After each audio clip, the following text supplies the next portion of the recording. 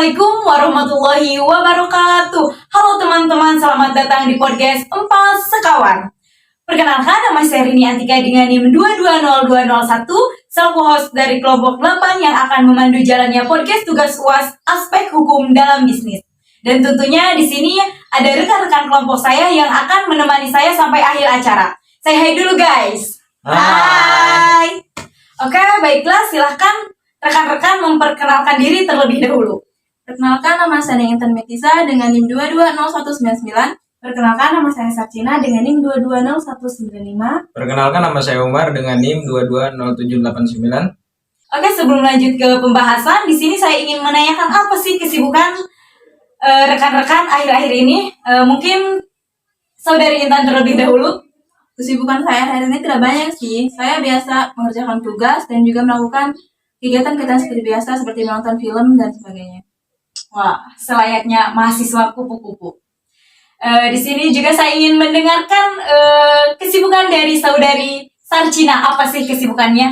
Kesibukan saya sekarang itu memikirkan bagaimana nanti semester depan, semester 3 itu akan lebih akan lebih seru atau menantang lah kayak gitu. Kayaknya menantang nih ya. Iya pasti banget. Nah, yang terakhir nih. Iya, siap. Yang satu-satunya laki-laki di kelompok 8. Apa sih kesibukannya? Nah, di kesibukan saya ini, kalau misalkan nggak ada tugas, saya main sama teman-teman. Dan sesudah main itu, saya mengerjakan tugas apa yang dikasih oleh dosen gitu. Bisa memanage waktu Iya. ya? Oke. Dimana kita mau main-main, dimana kita mau serius belajar gitu. Siap. Bagus nih. Di sini tentunya saya juga kepo nih sama Iya. teman-teman kelompok 8. Iya. Selama 1 semester belajar mengenai aspek hukum dalam bisnis, apa sih yang didapatkan oleh rekan-rekan? Nah, izin menjawab ya teman-teman. Nah, saya mendapatkan dalam 1 semester ini, dalam aspek hukum ini, saya mengetahui dalam berbisnis itu ada hukum riba. Ya, hukum riba itu ditentukan dalam hukum bisnis. Enggak, kita menjalankan sebuah bisnis tentunya harus ada hukum-hukumnya gitu. Ada pasal-pasal dalam undang-undang tersebut. Nah, mungkin itu saja. Hebat. Oke. Setelah kita berbincang-bincang riang, perkenalan dan juga menanyakan beberapa pertanyaan kecil kepada teman-teman, sekarang kita akan melanjutkan pembahasan podcast mengenai tugas UAS aspek hukum dalam bisnis. Nih, apa itu aspek hukum dalam bisnis? Nah, izin menjawab ya teman-teman. Hukum bisnis merupakan suatu perangkat kaidah hukum yang mengatur mengenai tata cara pelaksanaan kegiatan dagang, industri atau keuangan yang dihubungkan dengan produksi atau pertukaran jasa. Hukum bisnis bertujuan untuk memberikan pelaku bisnis keadilan dan kepastian hukum dalam menjalankan bisnis mereka. Dengan demikian, hukum dan hukum bisnis berperan penting untuk keberlangsungan bisnis agar tetap tertib, aman, dan juga adil. Gitu. Oke. Dan apa sih tujuan aspek hukum dalam bisnis? Izin menjawab teman-teman. Selain itu, salah satu tujuan hukum bisnis adalah untuk menjamin keberlangsungan kegiatan bisnis itu sendiri. Dengan adanya pengaturan hukum bisnis, maka diharapkan mengurangi potensi risiko yang dapat terjadi, khususnya terhadap wirausaha kecil dan menengah, yang umumnya minim pengetahuan dan akses terhadap informasi hukum. Seperti yang Anda ketahui bersama, hukum dibuat untuk menciptakan kehidupan yang aman, tertib, dan tentram, sama dengan hukum bisnis. Nah, mengapa penting bagi pelaku bisnis? Baik, izin menjawab. Tentunya dalam berbisnis, bagi pelaku bisnis, hukum bisnis itu penting karena dapat memberikan manfaat, yaitu pelaku bisnis dapat mengetahui hukum yang harus dipatuhi dalam menjalankan bisnisnya, sehingga tidak melanggar hukum atau melakukan bisnis yang ilegal dan menyebabkan kerugian.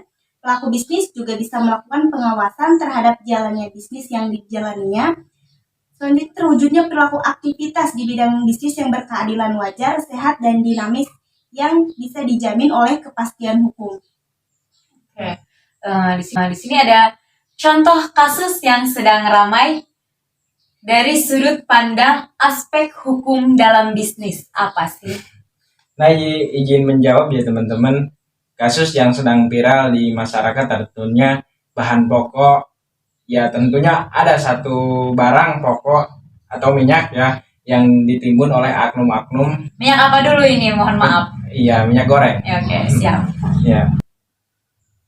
Pelaku usaha yang menyimpan barang kebutuhan pokok dan atau barang penting dalam jumlah dan waktu tertentu pada saat terjadi kelangkaan barang, gejolak harga, atau hambatan lalu lintas perdagangan barang sebagaimana dimaksud dalam pasal 29 ayat 1 dipidana dengan pidana penjara paling lama 5 tahun penjara atau pidana dengan denda sebesar 50 miliar rupiah. Nah, selain itu, pihak yang menimbun barang juga berpotensi untuk melanggar pasal 53 Undang-Undang Nomor 18 Tahun 2012 tentang pangan, penyebutan bahwa pelaku usaha pangan dilarang menimbun atau menyimpan pangan pokok melebihi jumlah maksimal.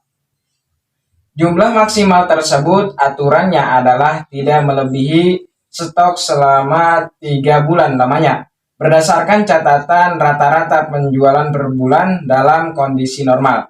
Dan apabila digunakan sebagai bahan atau bahan penolong dalam proses produksi. Dengan demikian, semua pihak atau pelaku usaha kasusnya tidak boleh menyimpan barang kebutuhan pokok, aturan batas atau dalam artinya ialah tidak boleh melakukan penimbunan. Bahkan kebutuhan pokok karena potensinya menjadi tidak pidana. Nah, jadi pidana tersebut ada aturan-aturannya. Jadi yang dipenjara 5 tahun penjara, dendanya 50 miliar. Itu yang dijeratnya kalau ada oknum-oknum yang menimbunkan minyak goreng tersebut atau menyembunyikan. Karena dampaknya masyarakat menjadi minyak itu menjadi mahal gitu, naik dari 7.000 ke 10.000 gitu. Ya, itu ada oknum-oknum tertentu gitu di balik tersebut. Jadi itu menyengsarakan rakyat yang miskin gitu ya. Iya, menengah ke bawah. Iya. Jadi itu pidananya juga tidak boleh sembarangan. 5 tahun penjara, denda 50 miliar. Hati-hati berarti. Iya, hati-hati masyarakat. Hati-hati yang juga berbisnis, jangan sampailah mereka itu membuat masyarakat itu kebingungan dengan mereka tuh butuh tapi malah dimanfaatkan gitu loh. Iya, jangan seperti itu. Baik para pedagang maupun pengen kaya, cepat kaya, jangan seperti itu. Itu ada hukum-hukumnya. Sedalam-dalamnya kita menimbun barang terlarang pasti akan terbukti. Ya, siap. Bagus. Gimana sih cara penyelesaian pada kasus penimbunan bahan pokok tersebut? Nah, pemerintah itu harus tegas kepada oknum atau pemerintah yang mengantarkan minyak goreng kepada masyarakat. Contohnya mungkin dari Cibaliung ke Serang. Nah, kan di Cibaliung itu banyak pohon-pohon sawit gitu untuk dikelola di Cibaliung sendiri. Ya. Nah, habis dikelola kan udah jadi minyak tuh. Mau dikirim kemana? Contohnya mau dikirim ke Serang. Itu harus dikawal ketat-ketat oleh pihak kepolisian, oleh pihak yang berwajib gitu. Sampai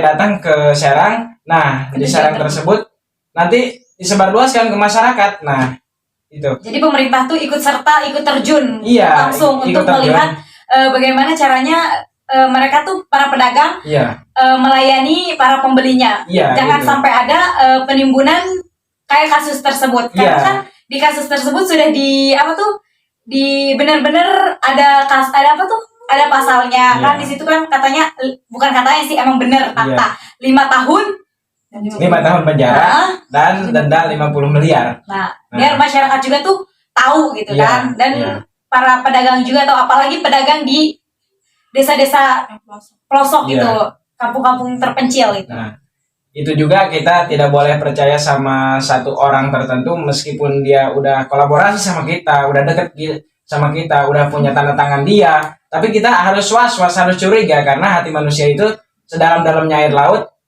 manusia itu bisa menyelam, tapi sedekat-dekatnya orang itu tidak bisa menelusuri hati manusia gitu. Hebat. Jadi pemerintah harus tegas dalam mengenai itu mengenai undang-undang penimbunan bahan pokok. Apalagi ini menyangkut masyarakat gitu, Iya, kebutuhan Pak. masyarakat, Iya. bukan kebutuhan masyarakat Iya. saja, tapi seluruh Iya. negara gitu loh, Iya, kan itu seluruh termasuk negara. bahan pokok. Ya. Baiklah, kesimpulan pada pembahasan kita kali ini yaitu masyarakat dan pemerintah tidak boleh menyepelekan kasus penimbunan bahan pokok ini, karena semakin dibiarkan maka oknum-oknum yang tidak bertanggung jawab akan semakin merajalela dan tidak jerak. Hukum dibuat untuk dipatuhi, bukan untuk dilanggar. Nasib masyarakat yang bukan kalangan atas akan semakin sulit. Bahkan sebagian orang yang berkecukupan pun sering mengeluh dengan naiknya harga bahan pokok. Pemerintah harus tegas dan lugas dalam menindaklanjut kasus ini. Waktu semakin berjalan, tidak terasa kita sudah berada di penghujung acara. Saya Rini Antika selaku host pada kesempatan kali ini. Saya mewakili teman-teman saya, mohon maaf bila ada kesalahan. Mungkin cukup sekian podcast kita pada kesempatan kali ini.